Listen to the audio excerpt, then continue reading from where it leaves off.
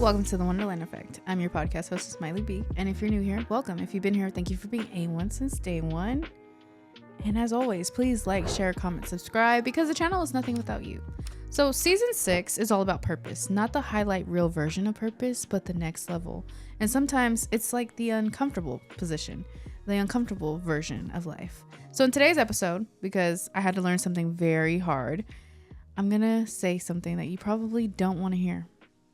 Sometimes your boundaries are the most important thing that you can have. So I'm going to take you down the road as to how I became known as the D&D Queen. So for a long time, I thought being accessible to everybody, and I mean like answering phone calls in the middle of the night, staying up late, doing things outside of the scope of whatever else I had. Mind you, I'm in school, I'm night shift, I have my podcast, my own development that I'm trying to do, but still I was spreading myself thin. I'm still trying to be the daughter, trying to be the sister. And it was almost to the point where I was getting zero sleep. Can you imagine doing 12-hour shifts and then you go to school from 8 a.m. to 3 p.m. only to have like an hour gap and go right back to work? Yeah, that's where I was. So here I am. This is like midway throughout the year. And something just hit me that I wasn't ready for. Access is not entitled.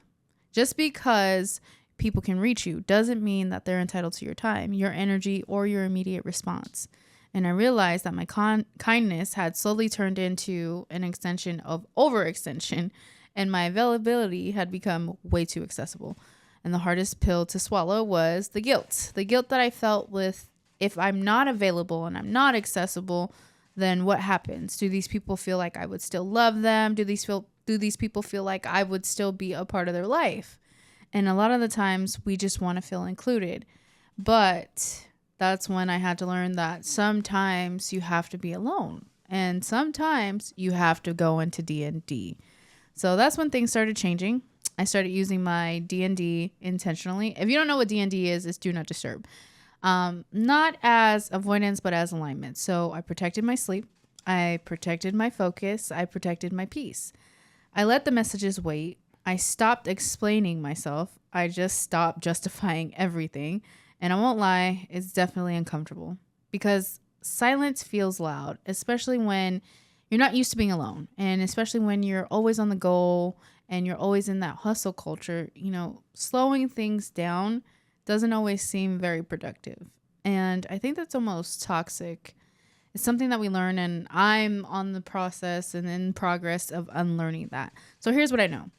Purpose doesn't survive in chaos. It needs space, it needs intention, it needs protection.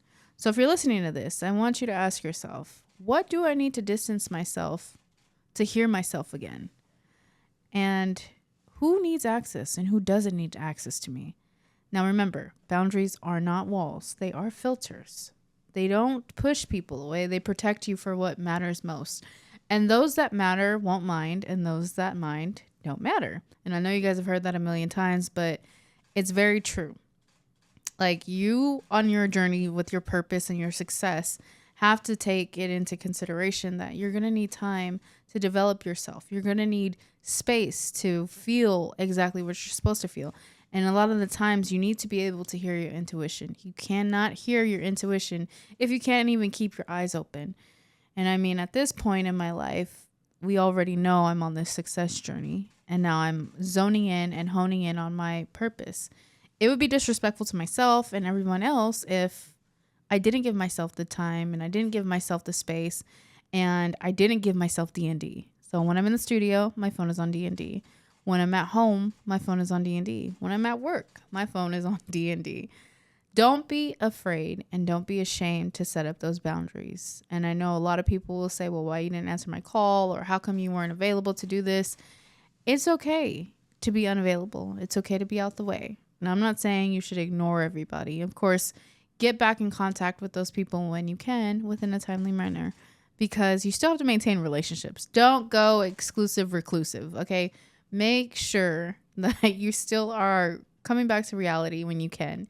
But recharging yourself is a part of your purpose, even if it means going to get a facial, which you can book me. So let me know if y'all want a facial. I am available, but you're going to have to pay. Or it could mean going on for a walk, maybe slapping in your headphones and going into podcast mode where you're just listening to your favorite podcast or maybe your favorite audiobook. Those are things that I personally enjoy. So me giving myself time, like especially when I'm at home, to unwind and actually be me, be silent.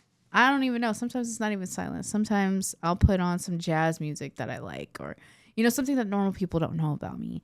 And I'll just be in my house and I'll be cooking and enjoying my space, enjoying my time, because everybody else gets some of my time. Now I got to be exclusively available to me. Like, love yourself, pour back into yourself.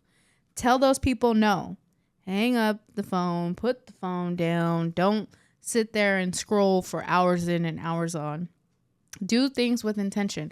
And recently, I've been intentional with the verbiage that I've been using. So if you're using words that you don't understand, please go look them up. Like, I just literally had the other day a realization that I've been using the word insane incorrectly. Insanity is the repetitive process of doing the same thing with the expectation of the outcome being different. So I was using it in a way incorrect context. I was using it to substitute the word crazy, and that doesn't work. So please make sure that you understand the verbiage that you're using, because I see so many people misusing words, me included. So be intentional with that as well. Understand what you're saying, how you're saying it, when you're saying it, and don't just say anything. And set those boundaries.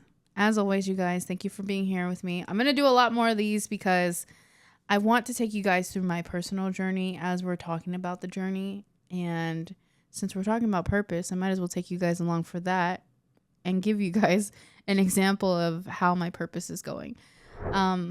Thank you. As always, please like, comment, share, subscribe. See you. Bye.